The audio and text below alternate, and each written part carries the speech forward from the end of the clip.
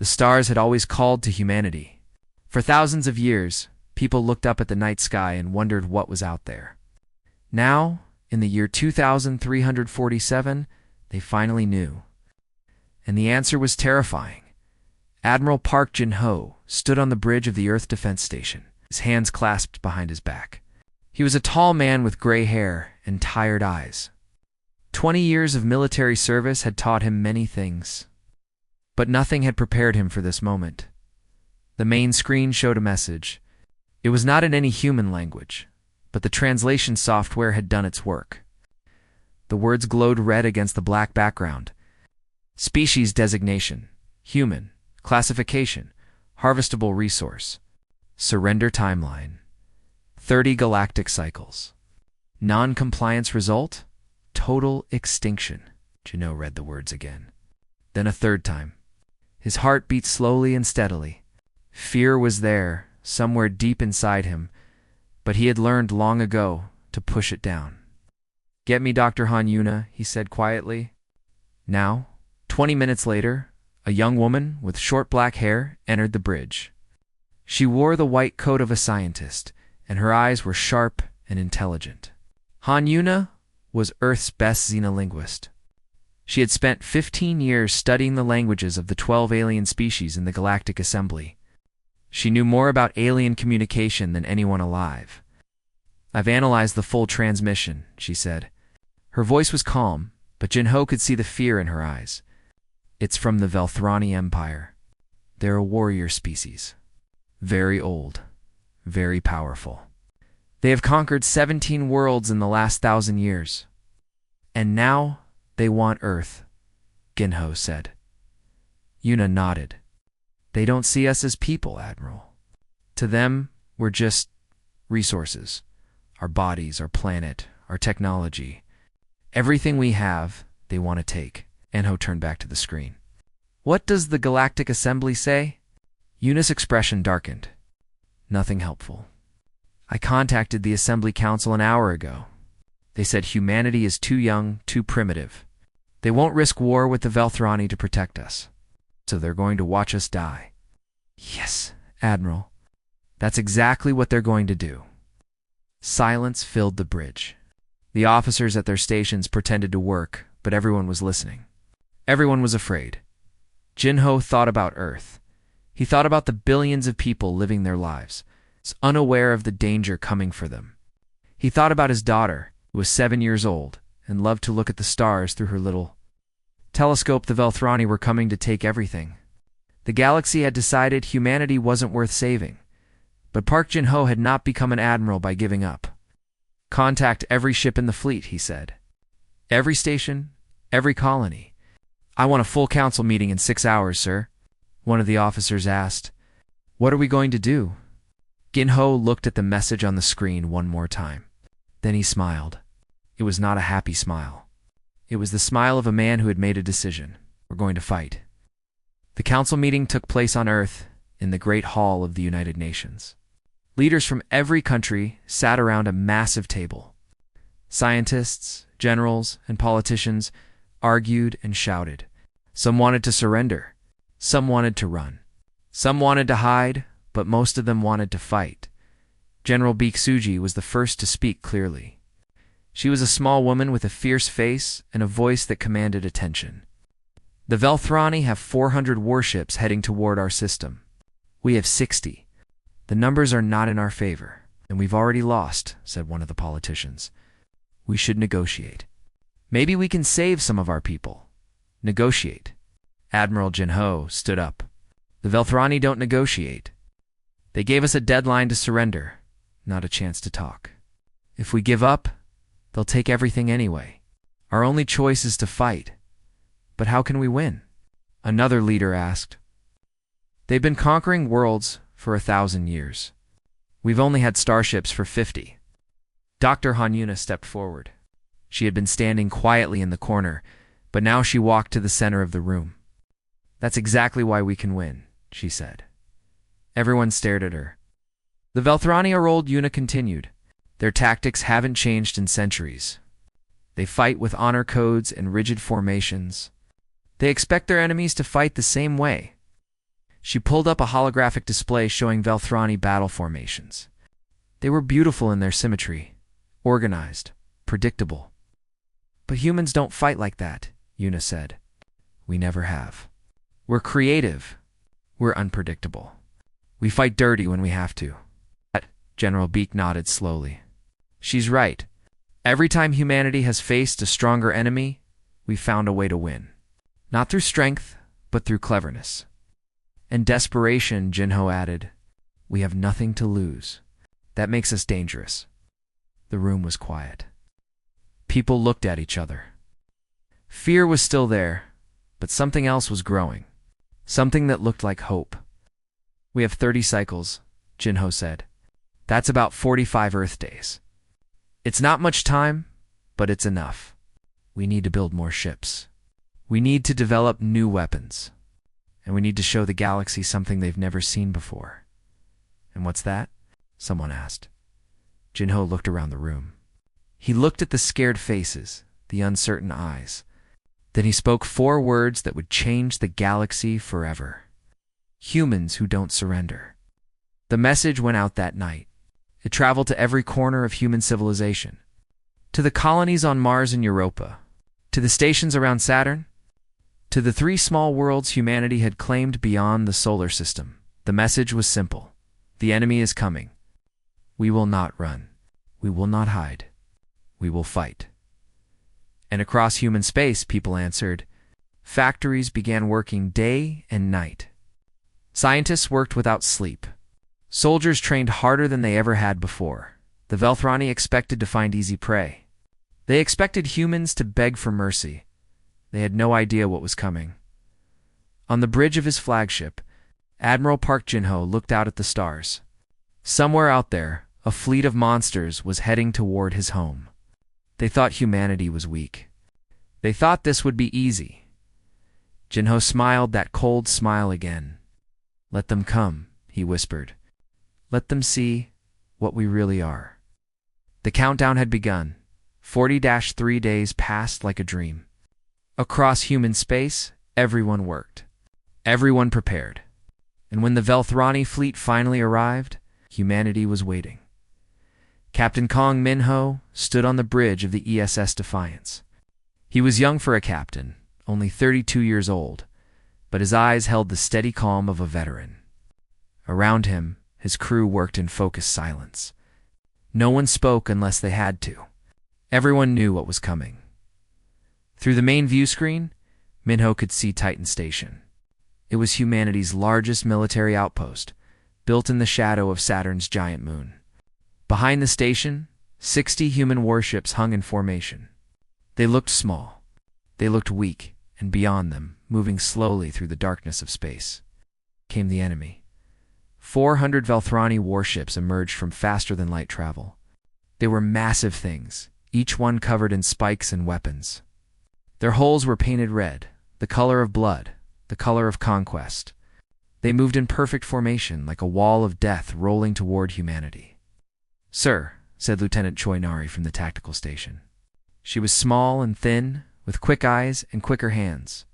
At 24, she was the youngest officer on the Defiance, but she was also the best pilot in the fleet. Enemy fleet is in range. They're not slowing down, Minho nodded. They don't think they need to. The Velthrani commander's voice crackled over the communication system. The translation was rough, but the meaning was clear. Humans, this is your last moment. Surrender now, or we will destroy you completely. You cannot win. You are insects before us. Minho reached for the communication switch. His hand was steady. This is Captain Kong Minho of the ESS Defiance. I have a message for your commander. Speak, insect. Minho smiled. You should have brought more ships. He cut the communication. Around him, his crew began to laugh. It was nervous laughter, but it was also real. They were scared, but they were ready.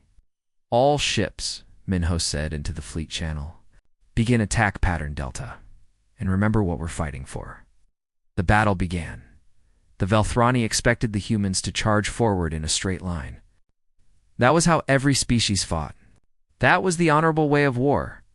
Instead, the human ships scattered. They broke into small groups of 3 or 4 and flew in seemingly random patterns. They darted between asteroids and used Saturn's rings as cover. They appeared from nowhere, fired their weapons, and vanished before the Velthrani could respond. The aliens were confused. This wasn't war. This was chaos. They're not following any formation, the Velthrani commander growled. They fight without honor. But honor didn't matter when you were dying. Human weapons were different too. The Velthrani used energy beams, clean and precise. Humans used missiles tipped with nuclear warheads. They used kinetic rounds that hit with the force of small meteors. They used electromagnetic pulses that shut down. Velthrani systems. And then there were the drones. Thousands of small machines poured out of human ships. Each one was controlled by a human pilot through a neural link. Lieutenant Choi Nari sat in her chair, her eyes closed, her mind connected to 200 drones at once. She moved them like extensions of her own body, sending them into Velthrani engine systems, communication arrays, and weapon ports. The drones were too small to destroy, but they didn't need to be powerful. They just needed to blind and confuse. And they did. Velthrani ships began to crash into each other. Commanders lost contact with their fleets. Weapons fired at empty space, while human ships struck from behind. 3 hours into the battle, Velthrani had lost 100 ships. Humanity had lost 12. "This is impossible," the Velthrani commander shouted. "They are primitive. How are they doing this?" The answer was simple. Humans didn't fight fair, but the Velthrani were not fools. They adapted. They began targeting the drone control ships, trying to cut off the swarms. They tightened their formation and used their superior numbers to push forward. Slowly, the tide began to turn. Human ships were destroyed one by one. The Defiance took heavy damage. Half of Minho's crew was dead. "Can't hold much longer," one of his officers reported. "They're breaking through." Minho looked at the tactical display. The Velthrani command ship was in the center of their fleet, protected by dozens of smaller vessels. If they could take it out, the entire enemy formation would collapse. But there was no way to reach it. No way except one. "I'll do it," said a quiet voice. Minho turned. Lieutenant Choi Nari was standing up from her station. Her nose was bleeding from the strain of controlling so many drones, but her eyes were clear. "I can get through," she said. "One fighter, moving fast enough. I can hit their command ship." "That's a suicide mission," Minho said. "Maybe," Nari smiled. "But it's also our only chance." Minho wanted to say no. He wanted to order her to stay. But he looked at the battle, at the dying ships, at the enemy fleet that would not stop. He knew she was right. "You're the best pilot we have," he said quietly. "Yes, sir." "I am." She walked toward the hangar. At the door, she stopped and looked back. "If I don't make it," she said, "tell them I wasn't afraid." And she was gone. Lieutenant Choi Nari launched in a small fighter craft, alone against an army. She flew faster than any human had ever flown before. Velthrani weapons fired at her from every direction, but she dodged them all. Her hands moved across the controls with perfect precision. Her mind was clear and calm. She thought about her family back on Earth. She thought about the little apartment where she grew up, about her mother's cooking, about her father's laugh. She thought about all the people who were counting on her, and she flew. The Velthrani command ship filled her view screen. It was enormous, covered in weapons and armor. It looked invincible, but nothing was invincible. Nari armed her nuclear payload. She aimed for the weak point her drones had found in the ship's shield generator. She took one last breath, and she fired. The explosion was visible across the entire battlefield. The Velthrani command ship broke apart in a ball of fire. Secondary explosions rippled through the surrounding vessels. The enemy formation shattered. Against all odds, Lieutenant Choi Nari survived. Her fighter was damaged beyond repair, spinning through space, but she was alive. She broadcast one message before losing consciousness. Target destroyed. Mission complete. When the smoke cleared, the result was impossible to believe. 312 Velthrani ships were destroyed. Humanity had lost 41 across the galaxy. Watching through long-range sensors and spy satellites, the other species saw what had happened. They saw the mighty Velthrani fleet broken by a species they had called primitive. The Galactic Assembly received the report in stunned silence. How? The Nixari Collective asked. How did they do this? No one had an answer. But on Earth, Admiral Park Jin-ho received the news with a slow nod. He had known this was possible.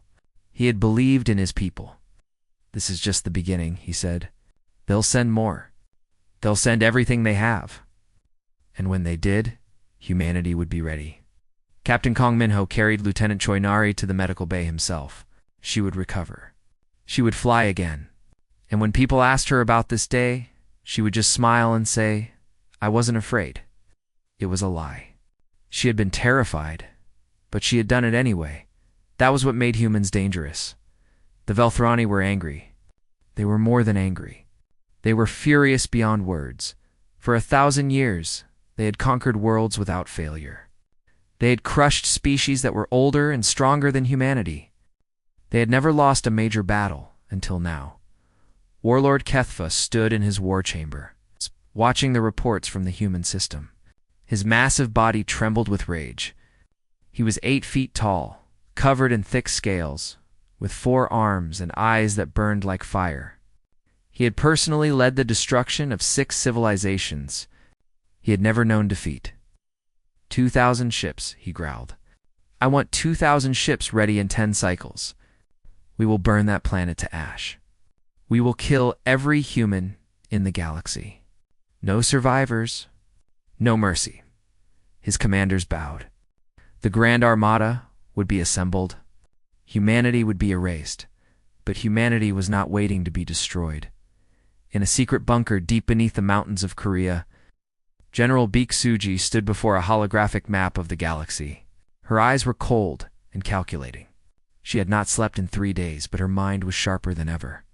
They're gathering their forces here, she said, pointing to the Velthrani homeworld. 2,000 ships.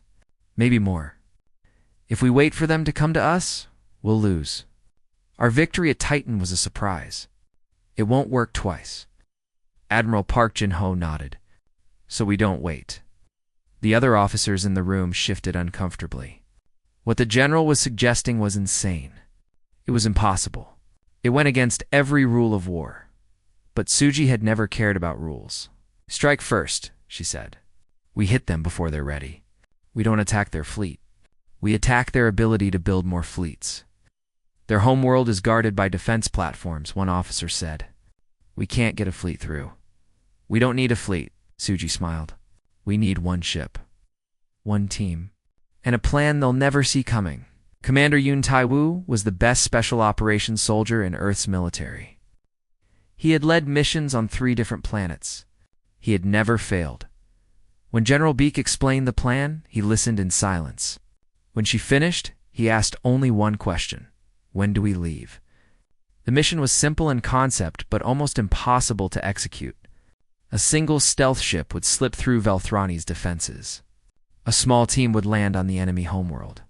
They would plant a quantum beacon on the planet's surface, near the military command center, and then Earth would send a gift. Tai-woo's team was small, just 6 soldiers, the best of the best. They trained for 8 days without rest, memorizing every detail of the Velthrani capital city. They learned the patrol patterns, the security systems, the weak points. On the 9th day they launched, the stealth ship was called the Shadow. It was black as space, equipped with technology that made it nearly invisible to sensors. The journey to the Velthrani homeworld took 12 days. 12 days of silence, of waiting, of preparing. When they finally arrived, Tai-woo gathered his team. We have one chance, he said. If we fail, Earth dies. If we succeed, we change everything. No pressure, his team laughed. It was the kind of dark humor that soldiers understood. They dropped to the planet's surface in small pods. Landing in a forest outside the capital city, the Velthrani world was harsh and dry, covered in red dust and strange plants with sharp edges. The air was thin, and tasted like metal. The team moved through the darkness like ghosts. Sergeant Kim Jury, the team's scout, led the way. She was small and fast, with eyes that could see in almost total darkness. Behind her came the others, each one carrying equipment worth more than a starship. They reached the military compound at midnight. Guards patrolled the walls, massive Velthrani warriors with weapons that could cut through steel.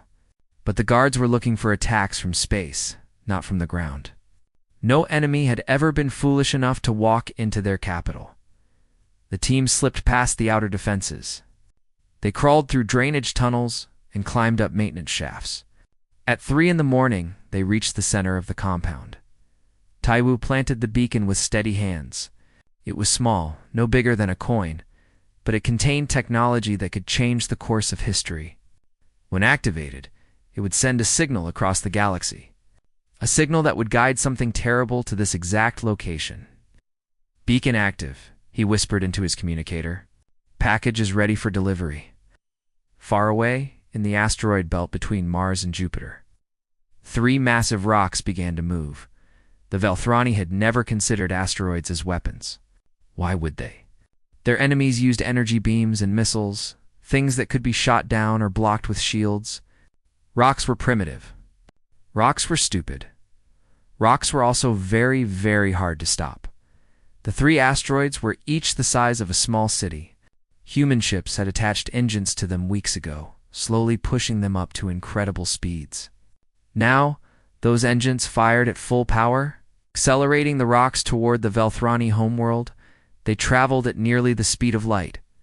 At that velocity, even shields were useless. Nothing could stop something that heavy moving that fast. The Velthrani detected the asteroids only minutes before impact. There was no time to evacuate. No time to prepare. The first asteroid hit the main shipyard. The explosion was visible from space. A mushroom. M-cloud that rose higher than mountains. Every ship under construction was vaporized in an instant. The second asteroid struck the weapons factories. Centuries of military production disappeared in a heartbeat. The third asteroid hit the military command center itself, missing the civilian areas by just a few miles. The precision was deliberate. Earth was not trying to commit genocide. They were sending a message. Warlord Kethvas watched from his personal ship in orbit. He watched his world burn. He watched his power crumble. And then a communication arrived from Earth. It was Admiral Park Jinho's face on the screen. He looked calm, almost bored. "Your armada is now stranded," Jinho said. "No shipyards. No weapons factories. No command structure. You can continue this war, but you have nothing left to fight with." Kethvas's scales turned pale with rage. "We will rebuild. We will find you." You will go home," Jinho interrupted. "Take care of your people. Rebuild your cities. But stay away from Earth. Stay away from our colonies. Stay away from anything that belongs to humanity." He leaned closer to the camera. This was a warning. "Next time, we won't miss the civilian centers. Do you understand?" Kethvas wanted to scream. He wanted to tear the human apart with his bare hands.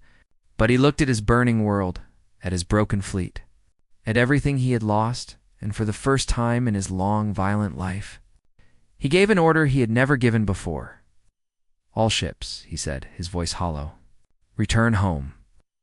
The Grand Armada retreated. Commander Yoon Tai-woo and his team escaped in the chaos of the asteroid strikes.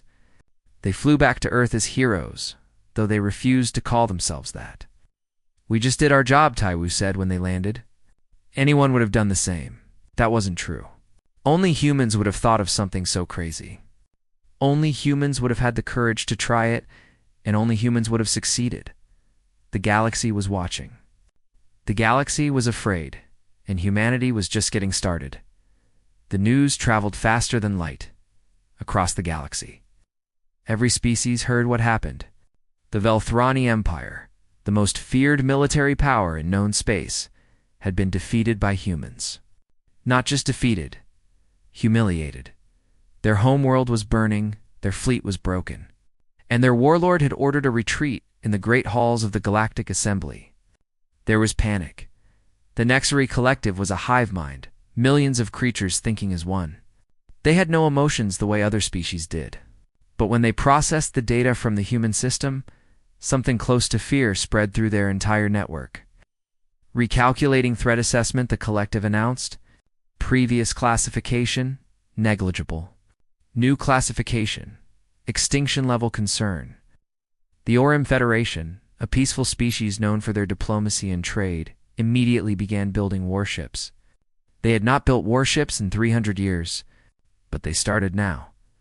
The Keth Dominion closed their borders completely. No ships in, no ships out. They would wait and see what the humans did next.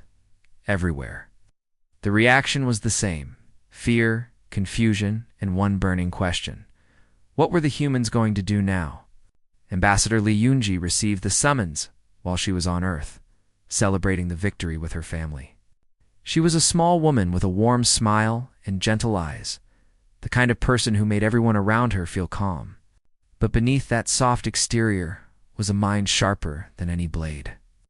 "They want me at the assembly," she told her husband. "All 12 species are demanding to speak with humanity's representative. What will you tell them?" He asked. Yunji looked out the window at the night sky. Somewhere out there, species that had ignored humanity for decades were now terrified of them. "The truth," she said.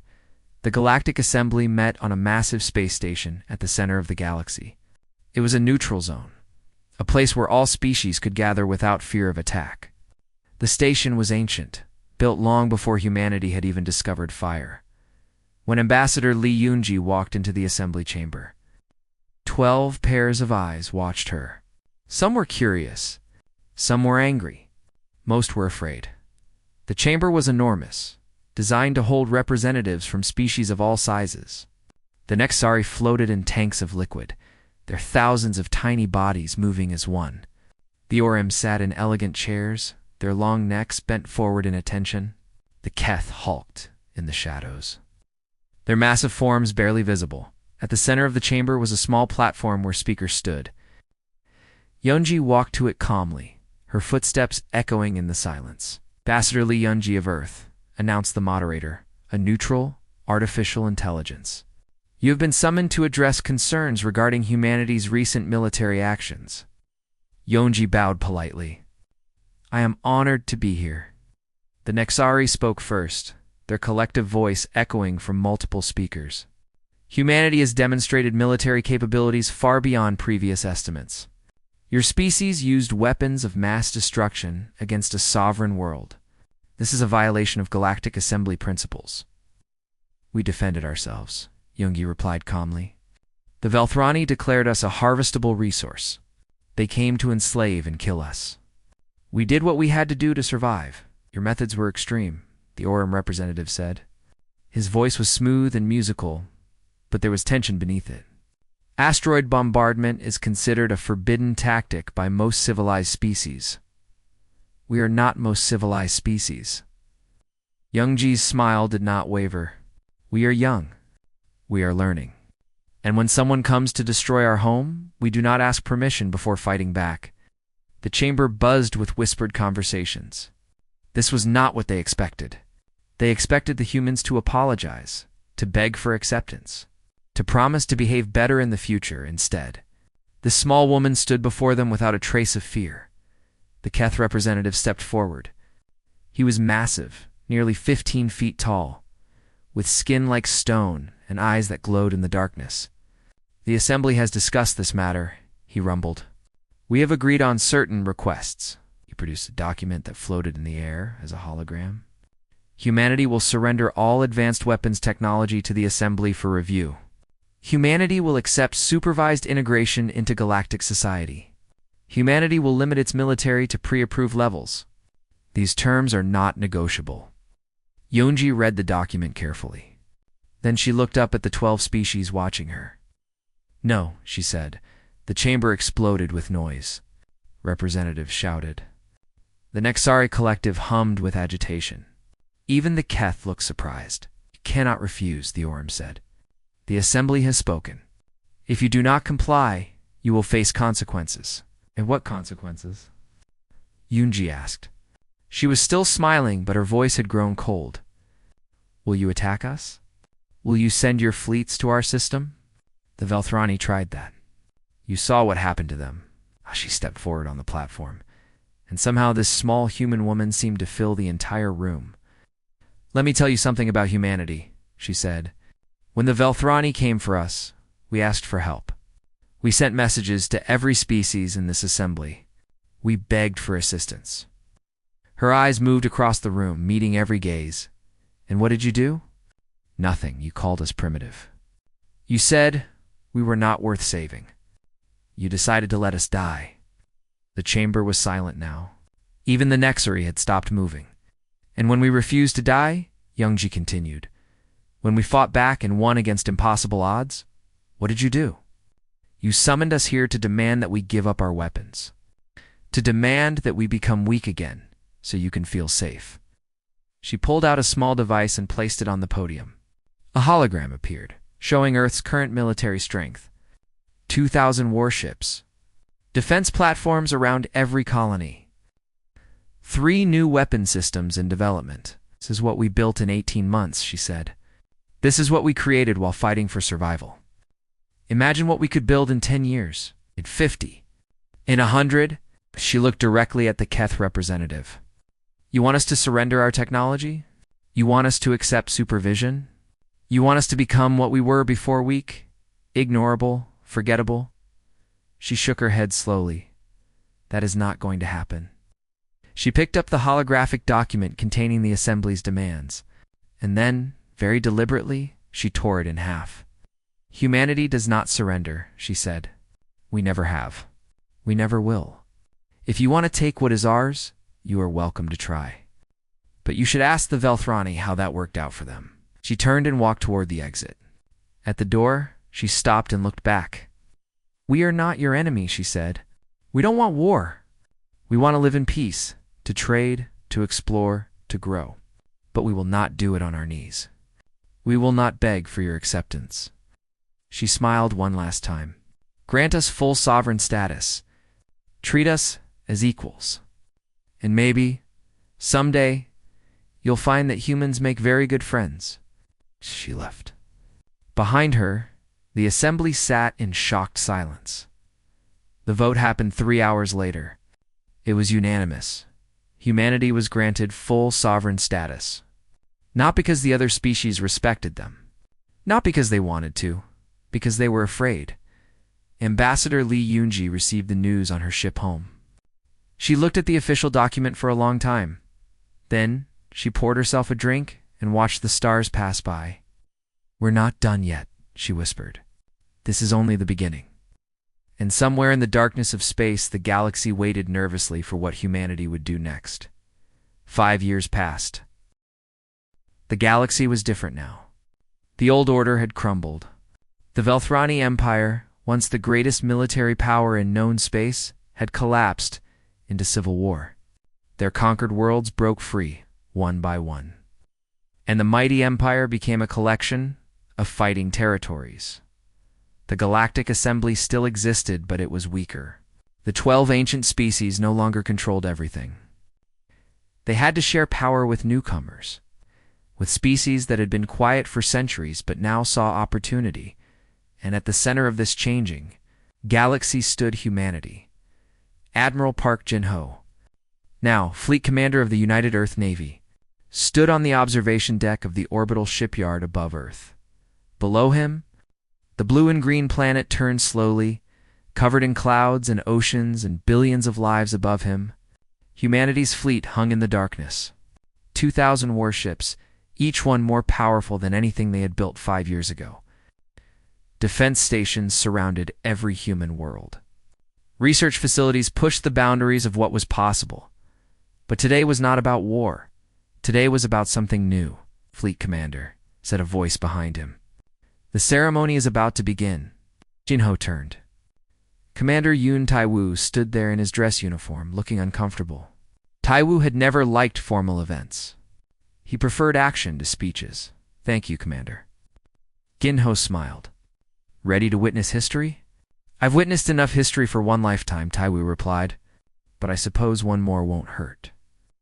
They walked together to the main hangar. The room was filled with people, military officers, scientists, diplomats, journalists.